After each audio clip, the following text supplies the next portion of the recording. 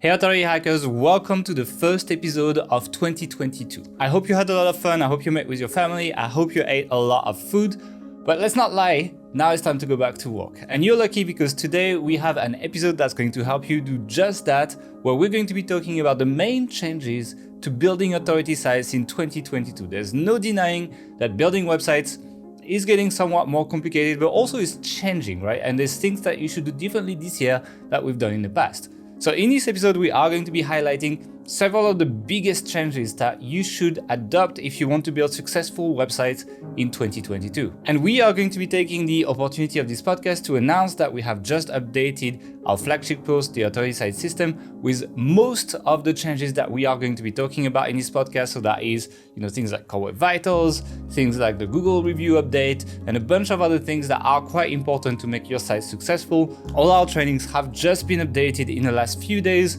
with a bunch of lessons that treat of all these things and help you navigate the more difficult path that you have to go through when you're building a site this year. And to celebrate this update, we are running a massive discount on the Authority Site System that you can find on authorityhacker.com/system. You will see the URL below me. Go and check it out. It's only going to be running for a few days, so don't miss it out, otherwise the price is going to go back up. But without further teasing, let's get started with the episode. Hey everyone, welcome back to the Authority Hacker Podcast 2022. We are still going, and to celebrate the new year, we actually just released a massive update to the Authority Site System, and we have a bunch of new lessons and videos. A lot of the stuff that we are going to be talking about in this podcast is actually integrated in the course already. So yeah, a lot of new stuff that came out, and to celebrate that, we are actually running a sale right now on the Authority Site System. So if you want to get it at the best price possible with all the new updates included, you can go on authorityhacker.com/system to see the current sale. It's only running for a few more days now, so just make sure you don't miss it. But let's jump into the podcast and ask Mark how his new year has been going and how his Christmas has been going. So how has it been going, Mark? Well, normally in a podcast, this is the point where I would say, yeah, I had a great Christmas and New Year, but let's kind of like break the fourth wall for a bit. It's not even Christmas yet. We're recording this at the end of 2021 because we don't want to be doing this during our vacation break. But the answer is the same as it's always been for every episode of the podcast is I have no answer, of course, because it's an awkward question and I don't like responding to it. So you keep asking and I'll keep not answering. Okay, well, that is one thing that you can be resting assured that is going to stay the same in 2022. But let's talk about stuff that is changing and all staying the same on authority sites, because I think that's what people came here for. And I think the first point I'm going to take it is that, and I think that people who follow our course do get the idea, but a lot of people who don't, that I kind of observe. I follow the subreddit JustStart, which a lot of people, if you want to see people talking about building sites, etc., it's a cool place actually. People talk about their case studies and building websites and stuff, and it's cool. No, I wouldn't necessarily do everything that is advised in the comments necessarily to my sites, but the energy on the subreddit is really cool. And it's kind of a place where I also get inspiration on what to talk about and things like that for the podcast. But anyway, the first point that I don't see always is that you should probably figure out monetization first before you start a website, because you don't pay your bills in rankings, you don't pay your bills in traffic, you don't pay your bills in unique visitors or anything like that. You pay your bills in dollars. And too many people, especially when people follow kind of the go with your passion first type thing. Usually it means don't think about monetization, just do something that interests you. And it's you're building a business here, guys. So figure out your monetization. I bet now it's quite easy to monetize many things with advertising, because ads do pay quite well now. And I think they really are, an equal alternative to affiliate marketing. Whereas before it was more you had affiliate marketing making most of your money, and you had kind of ads as a support monetization channel. I think the balance has kind of shifted on a lot of niches, not all of them. High paying niches for affiliate marketing, not really, but for a lot of consumer niches, it's kind of half-half. It's kind of the same. And it's quite viable to start a site that would, be counting on ads to pretty much make most of its money at this point. But you need, for these high payouts, you need your traffic to be mostly in the US. So when you do your market research, you need to make sure you get US traffic. Because if you want to get on Mediavine, Astra, and all the networks that pay $20 to $40 per 1,000 visitors, mostly closer to 40. Although now we're going to enter the period of the year where it's going to be the lowest, after Christmas, the ad revenue dips. So, expect a bit less now, but it's going to go up throughout the year. You need mostly US traffic. You need mostly family-friendly traffic, right? So if you write about like exotic sexual positions and stuff like that on your site, you're probably not going to be approved. So just so you know. But other than that, most topics can be monetized quite well. And the thing that is interesting as well is like, historically, the topic of your site would matter quite a lot on how much you make with ads, because, ads used to be matched on like the content of the page. It is still the case to some extent. Some of the biddings like that, but a lot of the bidding is like retargeting, or like, for example, Google uses your search history to target ads at you, right? So if I'm searching for, I don't know, what could I be searching for? Some best paintball guns. Then even if I visit CNN, then I could see paintball ads based on that search, for example. And so that means that the entire history of what people have been doing on the internet matters to what ads are served to them, rather than just the content of the page. And therefore, the earnings per 1,000 visitors on like a cooking blog is now quite close to the earning per 1,000 visitors on a financial blog. Not exactly as much. The financial blog will still make, probably 30% more, something like this. But it's not going to be like 5-to-1 ratio like it used to be before. So ads are great, but still I prefer running sites that at least can monetize with both ads and affiliate. And I would recommend that before you start anything, find the affiliate programs and the products you want to sell, check how much they're paying, try to find sites that promote them and which angles they're doing. I like to find examples of sites that are clearly investing quite a bit. So like in content or in like tech or stuff like that, like, they're spending money. If they're spending money, they believe they can make money, or they are making money already. And then I kind of like piggyback ride that basically. A good tactic figure out there. your money first. I think you mentioned this maybe on the podcast before. I can't remember. Is to look at who's hiring for people in that industry. Yeah.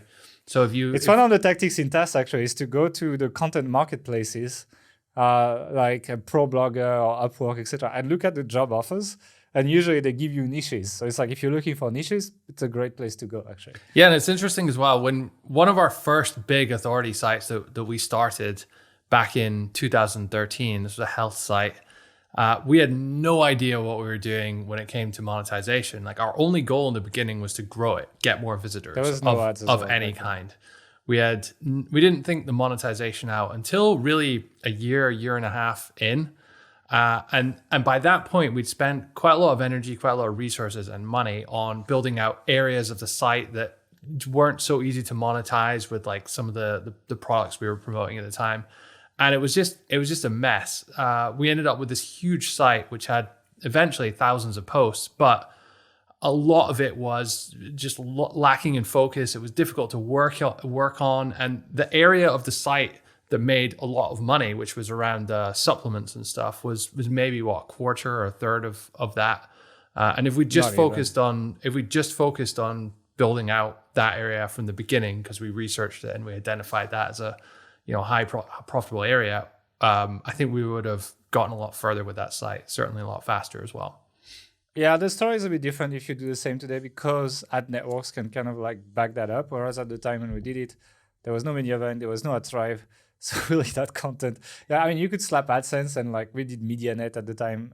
Don't use MediaNet anymore, but like we did MediaNet at the time.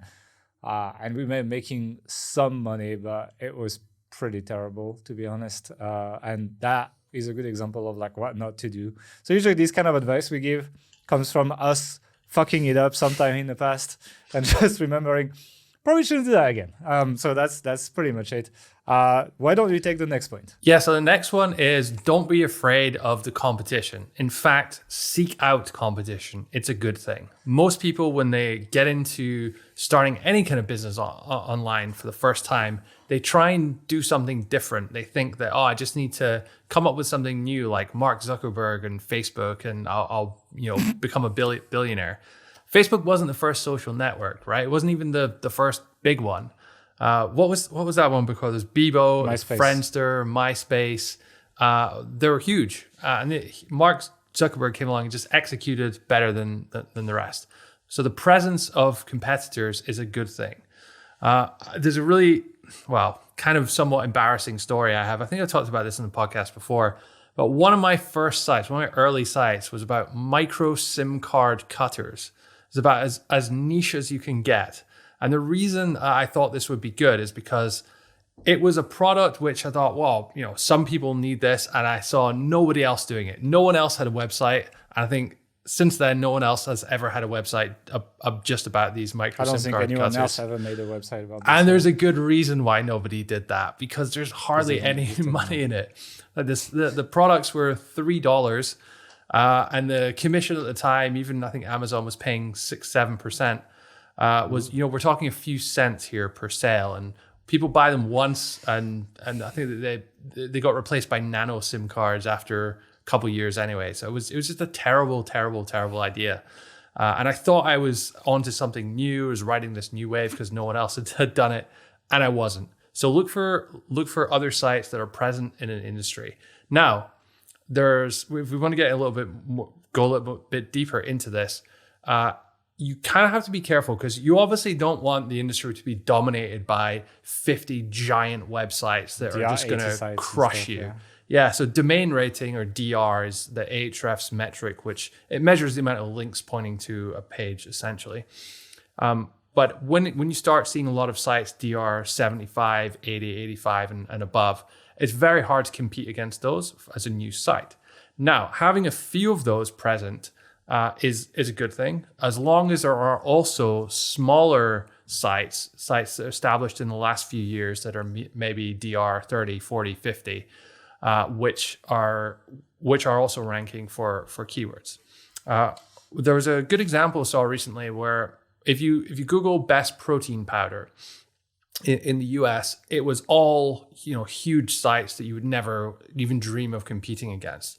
But if you go one level deeper and you Google best protein powder for beginners, then you start to see, I think there was 1 or 2 sites on there which are actually DR like 45, 50. And that's kind of showing you, okay, maybe there's some leeway to get in there and compete. Still, you probably want to be looking for 3-4 sites which are ranking for some of the bigger keywords, or some of the more common keywords. Number one is DR32, actually. Yeah. So it's rankable. It's not easy. The rest of the sites are pretty high. There's another one that's small. There's 2 small sites. So it's not too bad. But I recommend that. Actually, my next point goes with that. It's like how to kind of like temper the competition. Is usually now if I start a site, let's say I want to start a photography site, for example, I would not necessarily start right away with a photography site. I would take a sub niche of photography and kind of expand into that.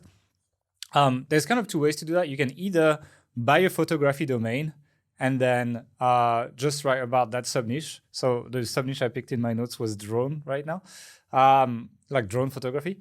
You could do smartphone photography. You could do a bunch of other ones. Or you can just start with a drone-specific domain, and then you can rebrand it later and 301 redirect, and you can keep all your rankings if you do it properly. Like a lot of brands rebrand and change their domain and keep their rankings, and it's totally fine to do that. It's not risky if you do it properly. Anyway, Google heavily rewards specialists, and I think, again, I checked that keyword. I checked best drone for photography, which is a pretty big keyword and pretty commercial-heavy keyword. It's pretty much all DR80 tech sites on page 1, except that one drone specialized site that's like DR50 or something. It shows you that's a really good example of like Google rewarding specialization. And what it does, it gives you an opportunity to rank for fairly competitive terms when you are a specialist. We are doing that tactic right now on the authority site system case study site, actually. So we have a case study site that's running. And in the previous version of the authority site, we were not really trying to rank that site. This new one, we are actually putting some effort into this, and it's going okay so far. And it is ranking for a bunch of commercial keywords because we just picked a product category within a broader niche. And so we are ranking for a bunch of these best keywords for pretty big keywords in that sub niche. And you get to see us build that site if you claim the offer on authorityhacker.com/system today. So, here's the promo. But overall, that works well. And I would not be surprised if at some point we feel like we don't have as much choice in like easier to rank keywords, we rebrand that site to like a bigger branded site to like the main niche. But for now, we still have a lot of keywords, and we're happy to stay in our specialization, especially because it's very commercial. And so that is something I would recommend to dodge competition. Become a specialist of a small niche. And only when you kind of like run out of keyword, feel constrained in that sub niche, do you want to expand either by rebranding with a new domain or just by having that wide brand domain right away and just building more hubs onto it. Can you give us like a practical example from maybe just a made up niche or another niche of what you might start with and then what you might later rebrand to? Well, for example, this drone site, right? Let's say I would make a drone site because like the R50 is like, it's competitive, but it's achievable, doable, right? I mean, like the task site right now is like 1 year and 3-4 months old, something like this. And it's DR40. So it gives an idea. So DR50 is like, for that site, how many months? Maybe 4 months away, something like this? Certainly in the first 2 years, I think. Yeah, so it's like, it's not too far, basically. Like, in the first 2 years, we will hit that level of authority. So like, yeah, I would make like a drone site. I mean, I would need to check the industry a bit more, but like, I would make a drone site. I would cover all the drone photography stuff. And then I would make let's say I would buy another photography domain like photography.com. And this drone site's content would become the drones category on that new photography site. And I would just expand other categories. So that gives you an idea of how you can start, become the specialist, still claim some traffic on Google despite not being a super high DR like everyone else. Then when you rebrand, your DR transfers as well. So your new photography size DR like 50 or something when you start.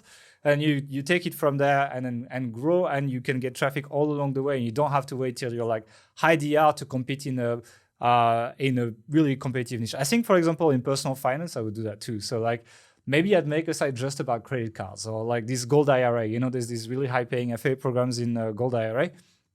I'd make a gold IRA website, try to rank for all these very high paying affiliate keywords.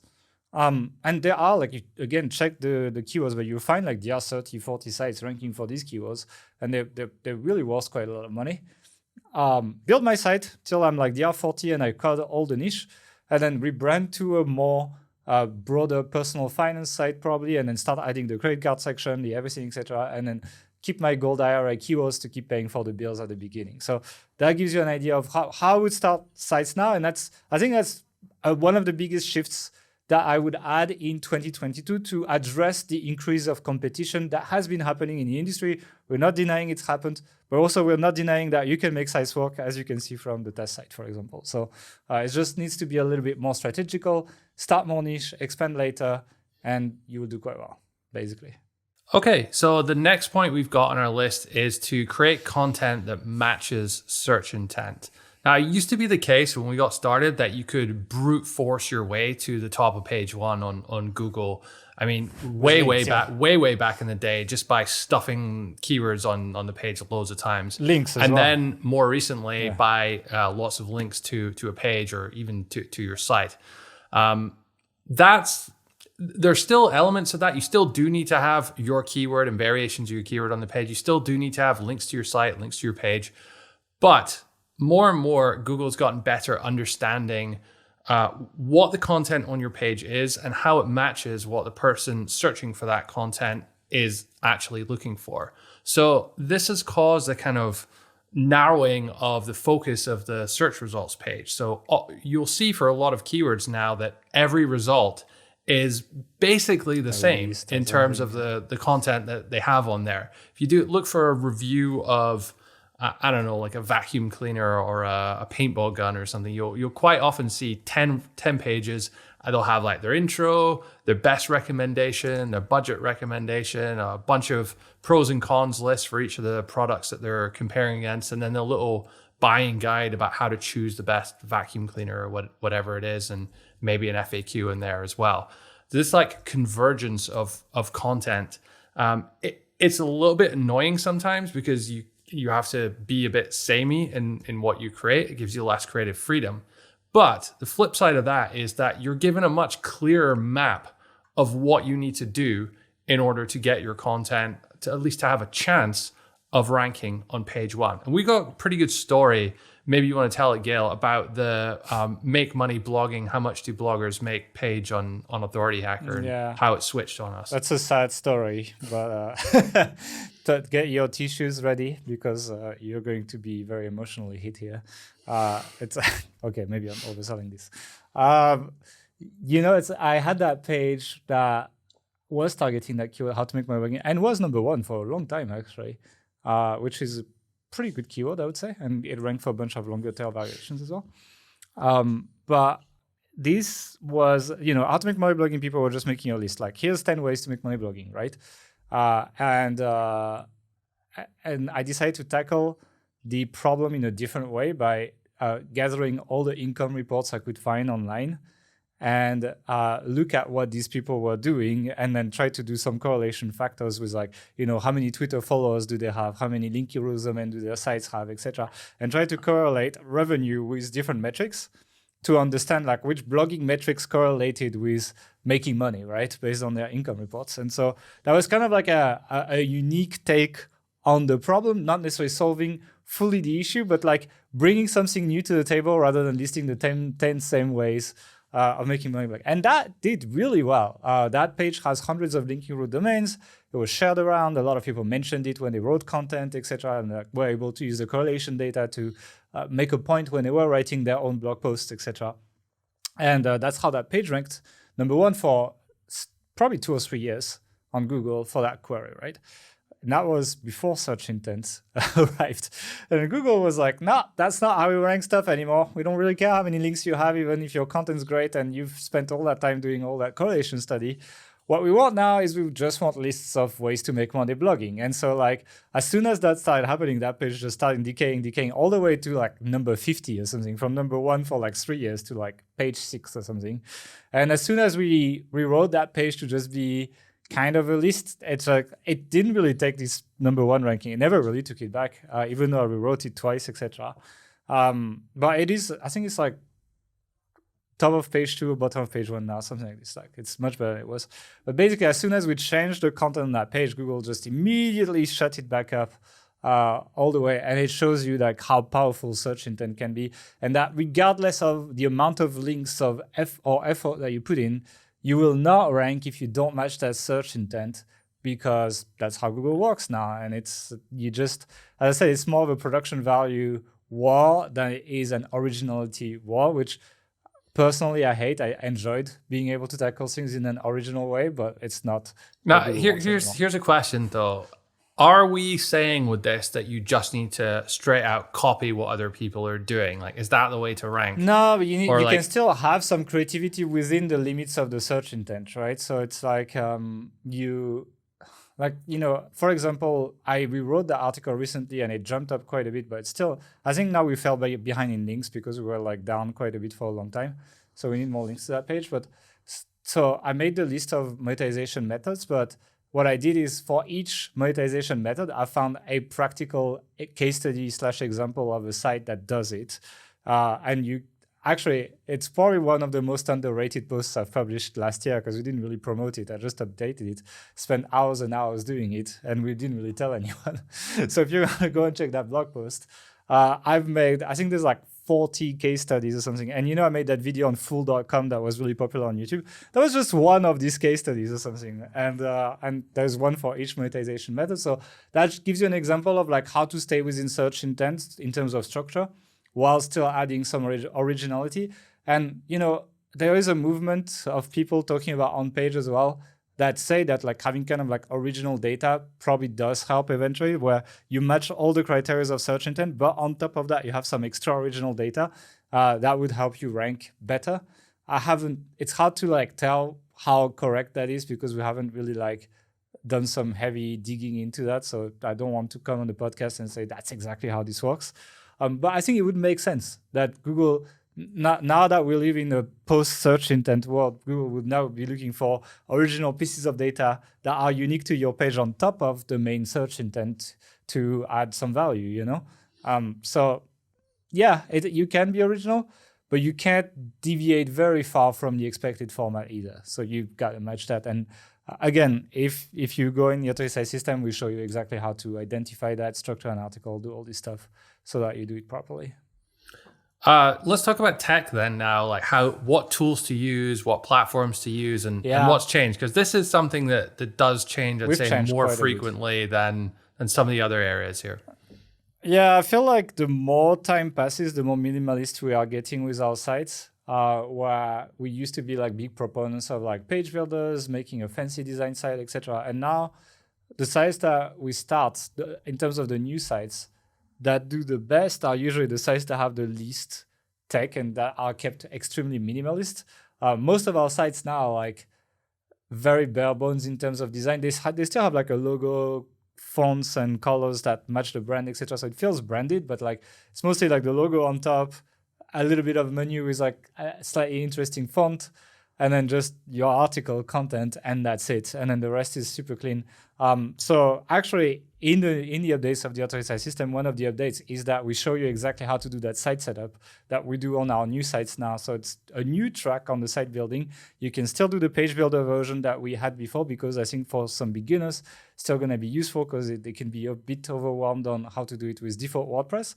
But we also show you the full way of how we do it currently. And that is using a basic theme. We use GeneratePress, but Kadence is also really good and it has a bit more like design options out of the box. Astra is also pretty good. We also have a plugin for Gutenberg that adds more design options. So we use GenerateBlocks that goes with GeneratePress. It's free. So if you want to try it, even if you don't use GeneratePress, you can use it. It's only 4 blocks, but if you learn how to use it, you get like the column stuff. So you can do columns. The headlines allow you to do really a lot of stuff. It's more than headlines. You can do normal paragraphs, but with a lot of styling options, etc. Buttons and sections only. And with just that, you can build pretty much the authority site system sales page that you see, for example. We've built, like the Core Web Vitals sales page was built on that, for example, and it was a full sales page with just 4 elements plus basic Gutenberg. So it's possible to do that. Would you recommend someone starting out as their first site use that or use Elementor or another? It really depends how comfortable they are with tech, right? It's kind of interesting in the authority site system because, you know, it's not the first thing we do, right? There's all the niche research, etc. And I make people use like Ahrefs, Google Docs, like stuff like that before when we do the niche research. So basically when we get to that point in the course, I'm like, all right, look at all the tech stuff we've done together so far in the course. How comfortable were you doing all this stuff? Did you feel very comfortable, not very comfortable, etc.? And based on how they felt about all the work we've done prior to building the site, I tell them, well, go for this easy version with a page builder, or go with the slightly harder version that will give you better performances, but it's going to be a bit harder to do. But the thing as well is the way we teach people to build sites with Elementor is it's basically less than 1 day to do the swap over to the non-page builder way, because we still do the page content without Elementor. We just use it for building your header, your footer, etc. So you can replace it later. So even if people pick the page builder version, they can quickly switch to the other version later when they feel more comfortable. But overall, it really depends. Like personally, even as a beginner, I'd be quite comfortable doing the normal version because I'm like very tech oriented. But like if my mom was building a site, I'd probably tell her to do the page builder version, you know? Yeah. So it really depends. It really depends on people's levels. And you can rank sites that are built on page builders still. It's just that, you know, if you want the better way to do it, it's better to do it without. But if you can't finish it, it's better that you do it with a page builder, finish it, make some money, and then eventually it gets more comfortable and eventually do this transition, you know? So it really depends. So anyway, we also have SEO plugin on our site. So we use Rank Math, also free. So that's kind of convenient. We have a caching plugin. We use WPRocket for our stuff, but you can also use, when we teach people to use Siteground, for example, their caching plugin is pretty good now, Siteground. It does image optimization, transforms your image into WebP, has a native integration with Cloudflare, etc. So overall, pretty good. You don't necessarily have to pay for a caching plugin when you use Siteground and you get started. On Cloudways, they give you a plugin called Breeze as well. That's pretty okay. It's less good than the Siteground one. Doesn't do image optimization, etc. But if you have the budget, WPRocket is better than both, but Siteground is good enough to start. And then a cheap CDN. So the good news as well with Siteground, which we recommend for newbies, is they have native integration with Cloudflare, and they offer full page caching. So basically, they give you a pretty decent CDN for free. If someone is listening and doesn't know what CDN is, explain it briefly. CDN is a content delivery network. What it does, it takes the heavy files of your site, like your images, your JavaScript files, your CSS spreadsheet, basically the big files that you need to load the web page, and makes a copy of these files on servers all around the planet. So if, for example, my server is in New York and someone's in Singapore trying to open my webpage, the HTML, so the very small text, will be downloaded still from New York because it's a fast and quick file to download. But the images, the JavaScript files, the animations, etc., will be downloaded from the server that's the closest to my visitor, so probably the Singapore server in that case. And so that means the website will be a lot faster on average, and that's also how Google measures page speed. It's like, the average of users, not just like their one server. So it will help you with that. It will make your site faster. And also it will reduce your hosting bills if you are paying for bandwidth, actually. So basically, if you are using the Siteground setup we teach in the Ezoic site system, they give you a decent integration with Cloudflare, and it's free. It's free. It's on top of the service. If you are not, we promote Bunny CDN because it's very cheap and it's quite powerful, and it works quite well with WPRocket, which is a good value for money setup. And actually, one of our pro members did switch from the old setup to the new setup last year on his site and messaged me and told me that within 7 days, his traffic increased by 100% on his site. So sometimes it can boost traffic, but I wouldn't say that this transition always boosts traffic. We have seen that on some sites as well, but we've also seen people transitioning and not really seeing much difference. So it's not like it's something that could help you immediately, or it's something that will just make you in a better place to do better in the future. But sometimes people see boosts in rankings when they do that and boosts in traffic. So this minimalist approach to building sites is definitely helping quite a bit. And also UPass Core Vitals with this setup, so that helps. All right, let's talk about link building now, which is the part that seems to divide a lot of people in our audience. You guys either love doing it or hate doing it. I think most people... I don't think I know anyone who loves doing link building. The people love the results of link building. Yes. And that's, but do you love link building? Well, when you know that what you're doing is going to get you these results, you kind of start loving the process of it. In our industry, people tend to be a little bit more introverted, a little bit more like working on their own things. It's just, I don't know, a natural industry for introverts, I guess. And so when it comes to link building, it's something you inherently have to talk to other people, reach out to other sites, build relationships, cold call them, cold outreach. This stuff, it's just not something a lot of us, myself included, like doing naturally. It doesn't come easy. It's a hard thing to do. So we tend to then focus on the elements we can control and we can do ourselves, like building the site, like creating content, like optimizing the site speed and all these other things, when we also needed to be doing link building in order to get results. There's a site we sold 3 years ago, and we sort of created the site, started doing content, all that. And as soon as we started building links, the trajectory of the site just started taking off and going up. And that's pretty consistent. Sometimes there's a little bit of lag. You build the links and then, a few months later, stuff starts happening. But you have to consistently build links.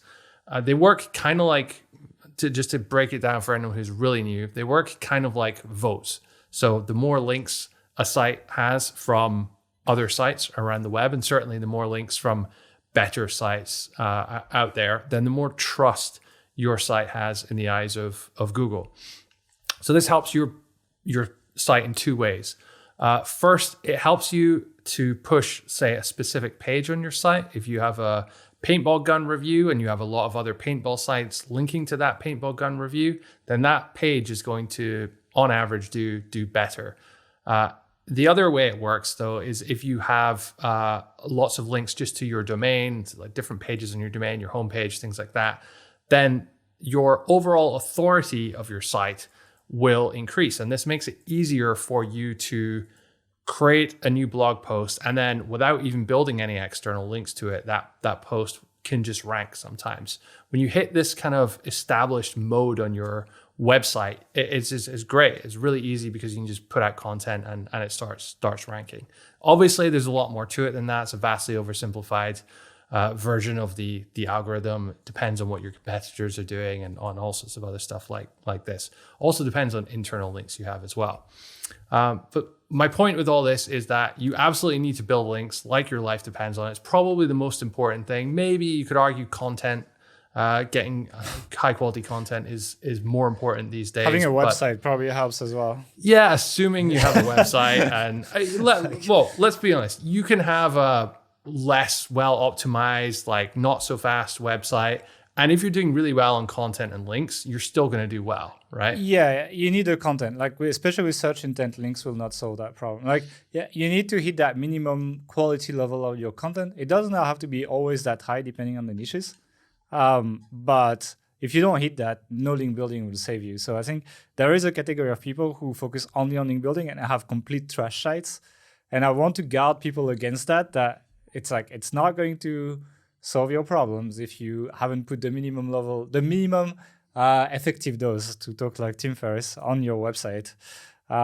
If you hit that, then yes. If you don't hit that, you will not get benefits from it. And that's the change there is because of search intent, right? That strategy 6-7 years ago, it would actually work. You could brute force your way with loads of links, and lots of people made a lot of money doing it, but you have to be a little bit more balanced these days.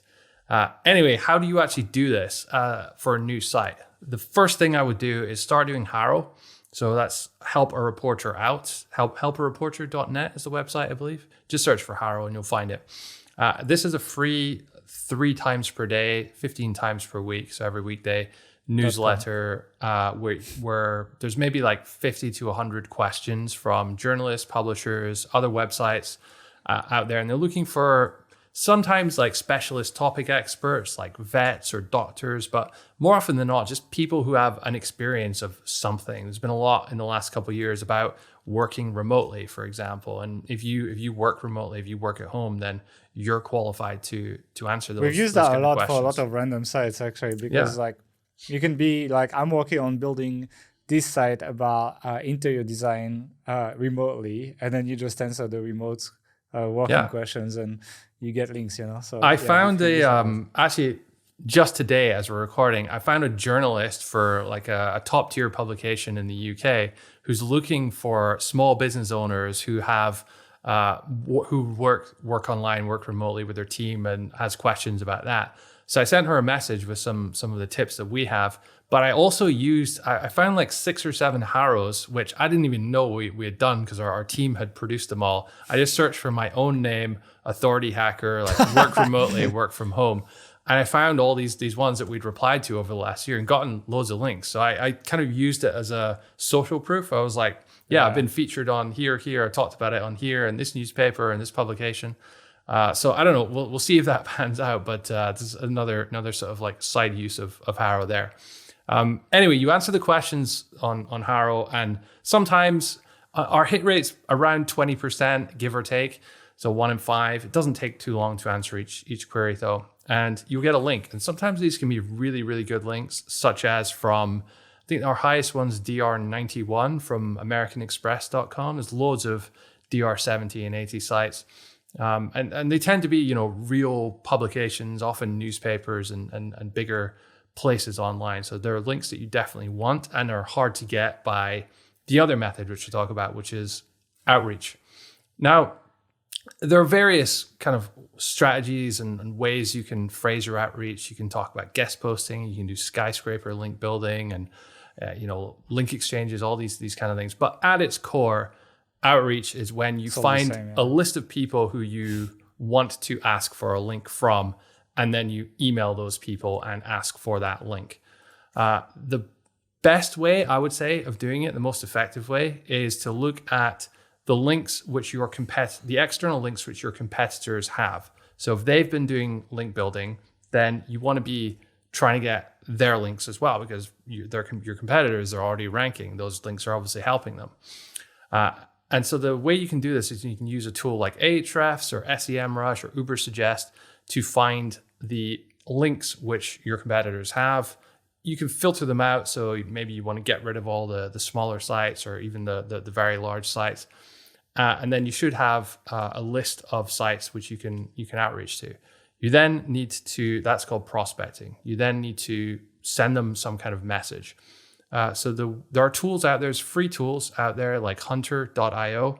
Now the way Hunter makes money is you pay them and they will find email addresses of sites. Now, you don't need to do that. You can use another part of the tool, which is their email outreach tool, which is totally free. And it allows you, it's kind of like a mail merge. You can put a list of prospects and a template file in there, so a message, and there'll be kind of form fields for the name or the email address that you're sending to, and it'll just kind of send the same thing out, but you can personalize each one as well. It's pretty cool. And then you ask them for a link, or you ask them, some people ask them if they can buy a link straight away. Some people ask them for a link exchange, for a guest post.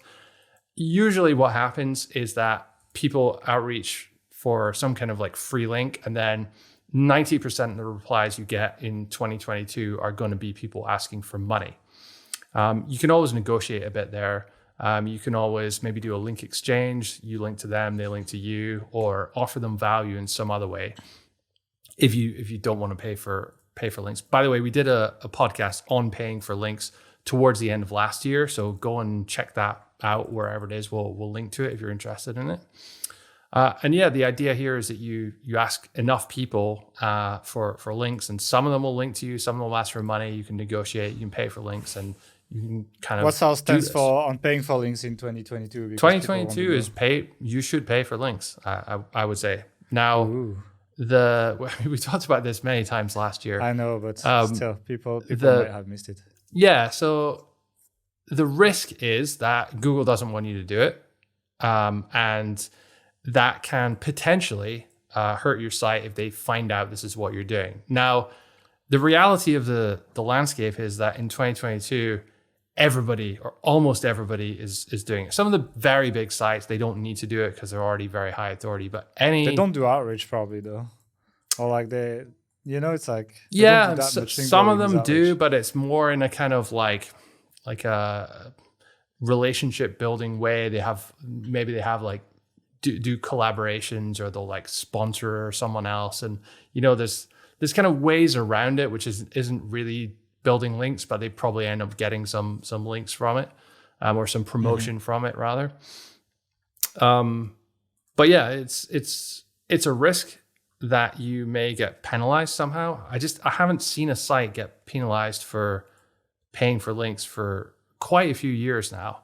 And with the disavow tool that Google has, where you can kind of get out of jail if that does happen these days. Yeah, the risk-reward ratio has changed a lot. It's changed a lot. But my question to you is, how does it affect people who are starting new sites? Like, how much more money does it budget if they start paying for links? And how much time do they save for making that decision, First of all, there are certain niches, like if you start a personal finance niche, if you're not willing to pay for links, forget it.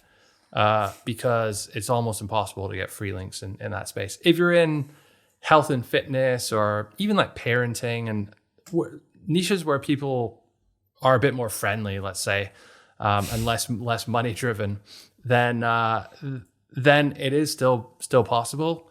I would just be prepared in the same way that you would probably at some point spend money on content on your site, on your hosting. It's just another marketing cost at the end of the day is link building. Now, obviously, you want to get maximum value for your money, especially in the early days. But it's kind of like, how long is a piece of string? How much money you spend on content for a site? You could write it all yourself, or you could hire writers. It depends how much content you want to create.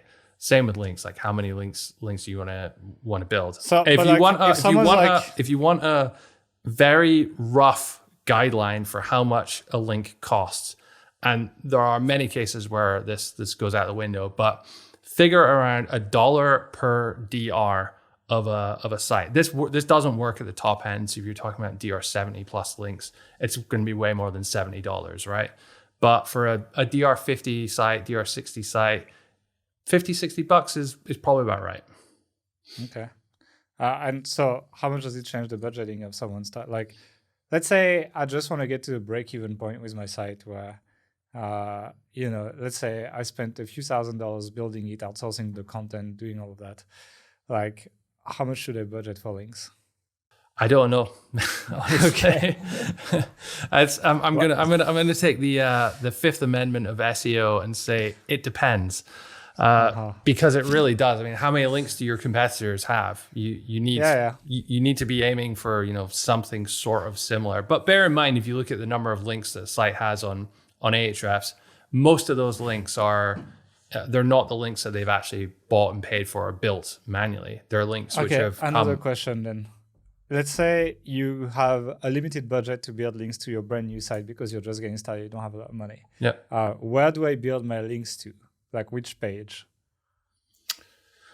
So I guess there's three options you could think of. One is, or two options really. There's a kind of like higher level page. You're talking your homepage, your category pages that then link to your blog posts, or there are specific posts you want to push and link directly to them. If you're paying for links, by the way, one of the biggest benefits is it's easier to get links to commercial content, to reviews and the highly monetized stuff, which people don't like to link to naturally. So I would say, like, if you've done your research properly, if you really know your monetization, what your strategy is, just build links to those pages that you're trying to monetize. Like if you're going for affiliate reviews and stuff. And then if you're doing HARO at the same time, you're going to get a ton of links to your domain homepage, anyway. So it kind of like ticks the box for that side of things. I would say so. I would say like go all in on like 2-3 pages on your site. Get that top 3 rankings on like some commercial keywords. Make some money because of these rankings. And then it's going to be a lot easier to justify the expense. It's a good point, because this is a zero-sum game. Like Google has, at the moment at least, 10 results on the first page. No one goes to page 7 2. to 10. So you've got to be in that top 7 to 10 in order to make any money, right? So, you know, if it's either someone else is there or you're there. So if you have 100 pages on your site and they're all kind of on page 2, 3, 4, 5 because you've spread your links thin and you haven't really pushed any page hard enough, then you're making no money, right? But if you have 20 pages on your site and you've pushed 10 of them super hard and they're all on page 1, then they're going to be making money for you. They're going to be bringing in money, and then you can afford to, roll that forward and then buy more links and grow your content, grow your site, and all that. Kind of like snowballs in that way. Yeah, I'll go for a mid competition keyword, like something with decent volume but not too hard. So you need to find that ratio of like traffic, intent, and difficulty, and then kind of like try to find the best ratio here and just go ham on these 2. Probably pick 3 pages and just go ham on these 3. It's also really important, I think, for your like mindset as well to have some wins success, like this, because I mean the biggest problem for most people when they start is they don't believe, or they're not really sure that this is a legit thing. Like are you and I just making 275 podcast episodes about some fake ways to make money online in order to sell a course? Well, Maybe. You don't know for sure until you have your own results, right? Or you have a good friend or something that I think Squid Game coins are a lot more legit. Yeah, exactly. So like getting to the point where you, even if it's like you make $10 off of a post, it's such an eye-opening feeling when that happens for the first time, and you know, it's like that bit in the Matrix, he's starting to believe, when you're like, oh, actually, this is a real thing. This is good timing, because the new Matrix movie just came out. So I haven't seen it yet, actually, because it's not out at the time we record.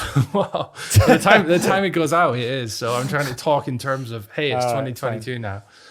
Anyway, my whole point with this stuff is that you kind of need to get to that point where you have a win of some kind, and then it snowballs from there. Now, the biggest danger in getting to that point is that you give up because a lot of the time you're not seeing enough progress because you've spread yourself too thin and you're not focused enough. Or, and this is probably more common, is that you succumb to shiny object syndrome, which is something that affected you and I for like a great number of years, I believe. Until last week, beginning. Yeah. So shiny object syndrome is basically when you hear of someone making some money in some other kind of business model and you're like, oh, I should do that instead. And then you stop what you're doing, you stop all that hard work, the energy, the money that you've spent getting your site off the ground, and where it perhaps hasn't reached that point where it's making money yet, and then you start something brand new thinking it'll be easy and fast, but it never is. People always oversell. It always takes longer, more work, and more money to get going in another business. So my point is, with all this, even if you don't choose authority sites, content sites, if you're doing anything else, just pick one thing, stick at it, and do it well. That sounds like very wise words to close this podcast.